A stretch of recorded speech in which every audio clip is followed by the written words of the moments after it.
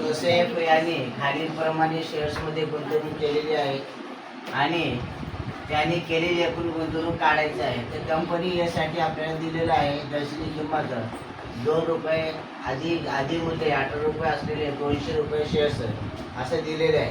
या ठिकाणी लिहून घ्यायचं आहे कंपनी यासाठी. या ठिकाणी कंपनी ए आहे, त्यासाठी दर्शनी किंमत किती आहे? ₹2. त्यानंतर जे आधी मूल्य आहे, या ठिकाणी आधी मूल्य 18 रुपये दिलेलं आहे. शेअर्सची संख्या दिलेली आहे 200 रुपये. आता या ठिकाणी बघा, बाजारभाव बरोबर दर्शनी किंमत अधिक आधी मूल्य.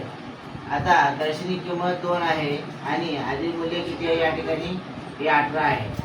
या दोघांची जर आपण बेरीज केलं तर किती होईल? मग 20 होईल.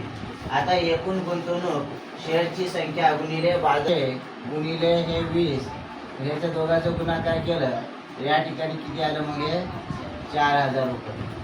हे ए कंपनीसाठी आलेलं आहे. आता कंपनी बी साठी या ठिकाणी बाजारभाव दिलेले आहे 500 रुपये. त्याच्यानंतर 45 शेअर्स इथे दिलेले आहे. या ठिकाणी काय करायचं माहिती आहे का? तर बाजारभाव लिहून घ्यायचं की या ठिकाणी बाजारभाव दिलेले आहे 500 रुपये. त्याच्यानंतर शेअर्सची संख्या दिलेली आहे 45 रुपये. आता संख्या गुणिले बाजारभाव काय आहे? शेअर्सची संख्या गुणिले बाजारभाव. म्हणजे या ठिकाणी शेअरची संख्या आहे 45 गुणिले हे 500 रुपये.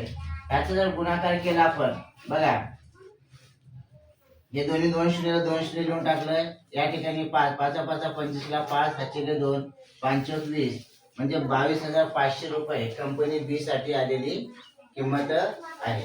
आता बाजारभाव 10,540 रुपये असणारा एक शेअर आहे. हे प्रश्न दिलेले आहेत सी साठी. आता बाजारभाव किती आहे? या ठिकाणी 10,540. शेअर्सची संख्या आहे 1. आता एकूण गुंतवणूक बरोबर सूत्र आहे शेअर्सची संख्या गुणिले बाजारभाव.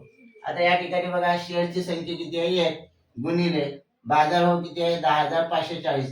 या दोघांचा जर गुणाकार केलं तर 10,540 येणारा उत्तर आहे. आता जोसेफ यांनी केलेली एकूण गुंतवणूक काढायची असेल तर तिन्ही कंपनीमध्ये आपल्याला बेरीज करावी लागते. ए कंपनी, बी कंपनी, सी कंपनी.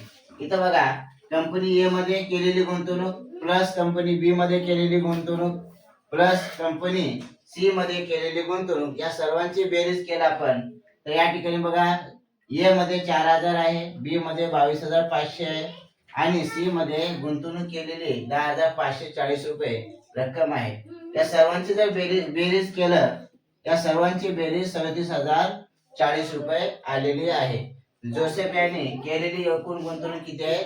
37,040 रुपये इतकी रक्कम आलेली आहे.